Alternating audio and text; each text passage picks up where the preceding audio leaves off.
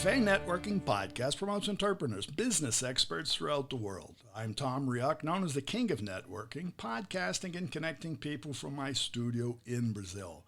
And today we talk with Merrylue Martin. She's joining us from Indianapolis in the United States. Merrylue Martin is president and CEO of the Job Joy Group, a people leadership consulting group, and she's also the author of The Big Quit Survival Guide, the new rules of engagement you need to overcome the Great Resignation. So Merrylue, how to attract and keep employees in this great new workplace? Thank you, Tom. Pleasure to be here. You know, employee retention isn't new. We're always looking for ways to improve attracting good people, keeping good people. But there's some things that are so different right now. And the pandemic has handed us a whole new set of engagement rules. And we're not going to win this talent war with last year's playbook. So I'm going to give you 3 things that people leaders must do differently now if they want to attract and keep their good people under these new rules. 3. In my recently released book, The Big Quit Survival Guide, I offer tips and techniques to attract the best, keep your top performers, and nail the talent war. And let's face it, we are in a talent war like we've never been in before. And that's worldwide. That's not only the States. Worldwide. You're absolutely right. So let's look at those 3 tips as to what's different now in trying to attract and keep talent. Number 1, people will always be people first and anything else second. And that's a distant second. And what that means is we can't change human nature. As long as we're working with people, we have to come from that place first.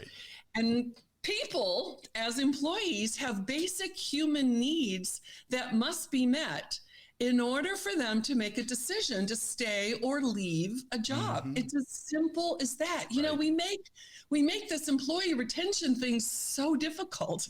And if we just get back down to people, it starts there and it really gets basic. Now, that may seem very overly simplistic on the surface, but here's the thing. The number 1 rally cry of all human beings who continue to join this Great Resignation is treat me like a human being. Number 1 rally cry today. And, you know, it's not helpful to tell a leader, just, you know, get to know your people. That's not helpful. That's sort of superficial. Exactly. It's like, well, what did you do last weekend? Oh, okay, great. Well, I know you now. We're good to go. Oh, no. My book, The Big Quit Survival Guide, gets into the specifics on how to approach people, what questions to ask, and really what it means to know them as a human being. But I'm going to give you some insights to that as well today. Point number 2, we as people leaders have to learn what I call the 3 R's of the people you want to keep. And here's what that means. Every employee is balancing psychologically 3 R's in their decision to leave or stay. Picture a teeter-totter, you know, just a childlike teeter-totter. On one side of that teeter-totter, that employee is placing a whole bucket of requirements. These are the things, you can read the job description. If you're a sales rep, you're making cold calls, you're making presentations. If you're a food service people, you're waiting on customers, cleaning the restrooms. You know, those are all the direct requirements. There's also indirect requirements that are a little more personal in nature. For example, I have to make an hour commute. I can't get to my kid's soccer game anymore on Thursday because now I have a team meeting. You know, these are all requirements. So on that teeter-totter, picture that bucket filled with those requirements. All right. On the other side of the teeter-totter, the second R the employee places are the rewards. These are the tangibles, Tom. You know, the things we all go to work for, our paycheck, maybe a 401k, a benefits package, the things we can collect, put in our pocket. Well, that's exchanging value. Exactly. That's just exchanging value. It's transactional. If I'm giving you my time, I want something back for that. You got it.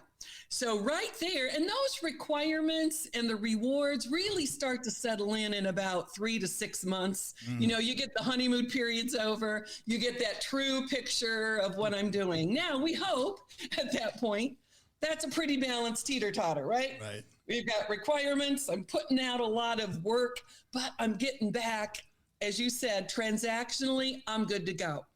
Here's the problem. As human beings, there's a third R that comes in and it sits right next to the rewards, and it's the respect. To what degree do I feel valued? Am I contributing? Am I fulfilled? Big buzzword right now for employees. I'm not feeling I'm validated. I can't show up and do my best work. So what we've got on this teeter-totter now are the requirements, the rewards, and the respect. And you know what? If those 3 R's stay in balance, that employee is never going to leave you. No, I agree with you. And I think what I've seen and seeing right now, because the whole world's in a state of flux. And you mentioned, you know, the honeymoon period of 3 months. Someplace that's 3 days. Other places it's 3 minutes. Right. So you can walk in and you can feel that or not. Right. I would just rearrange that. My personal view is respect up front, because it's people. And really, we're hiring people. At the end of the day, we want people to engage with other people. And those other people are our clients, and they're certainly real things out there. And that's really where the disconnect I see has come.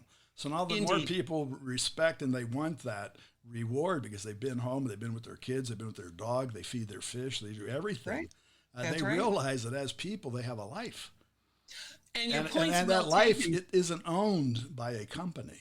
Correct. You know, for years and years and years, we can go back to the 1940s with the assembly line worker. We've had this command and control approach where employers were so much in charge to the point where if you don't like it, leave, right? Right. We can't afford to do that today. We've got to work, as you said, through that humanistic people dynamic. And employers are missing that. And you know what, Tom? It's not so much the fault of the leader. I have to say right up front, we choose leaders very inappropriately. Here's what happens.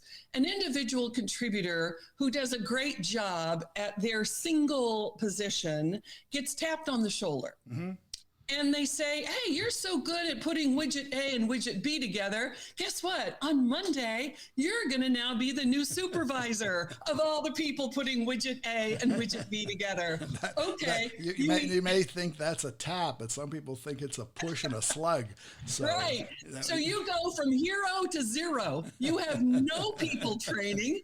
You're imploding and you're trying to figure this out. And today it's still that way. So we're finally seeing we've got to train leaders to work with people. Yeah. And then hopefully those leaders are people. Exactly. Well, and you know what?